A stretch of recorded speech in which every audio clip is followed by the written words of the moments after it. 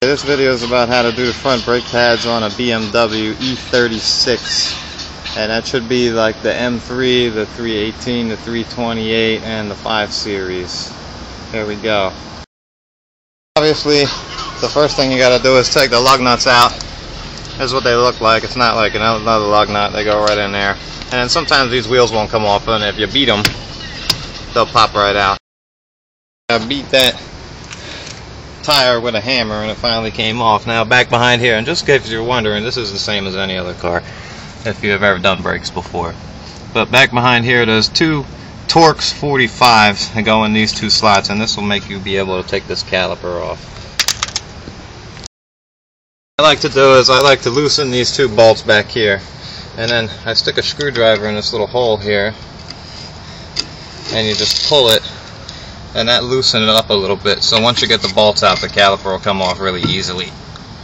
So you just pull it back a little bit, and then you'll be able to take the caliper off. So these are what the bolts look like when they come out.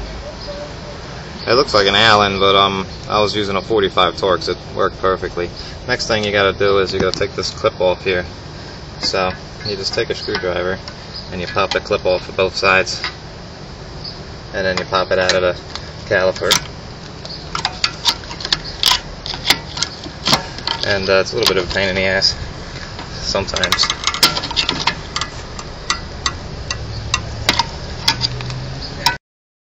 Clip gone, you just pop it on out of there, and then you can pull the caliper back like so.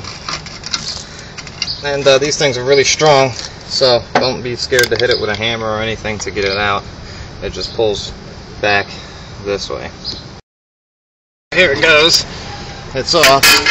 Now when you take calipers off, lay them on the top, man, because there's the cable back there, and I've seen these cables break from being laid down, so that ain't really about nothing.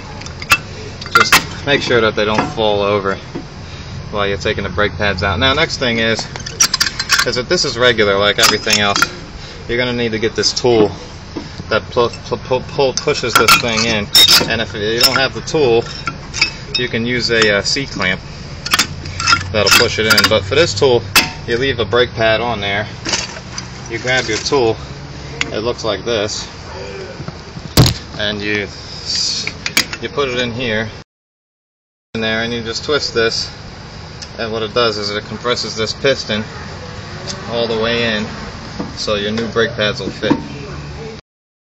That thing is completely compressed inside. It's time for the new brake pads. These are the old brake pads. These are the new brake pads. So you see, you're going to need that room to put the new brake pads in. So all you do is you take some grease or that stuff that you get. I got this, and it's all the same, and you just put it everywhere where there's movement, everywhere where the brake pads are going to touch something, and that'll keep you from squeaking. And you just put the new brake pads on, you throw the caliper back on, you make those bolts nice and tight. And you know what, you got to grease these too, because when these get seized, your brake pads will be messed up, and your calipers, you might end up needing new ones. So grease these before you put them in. And that's pretty much it. Thanks.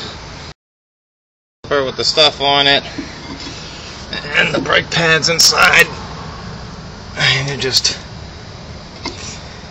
throw it back on there, and it might be a tight fit like this one,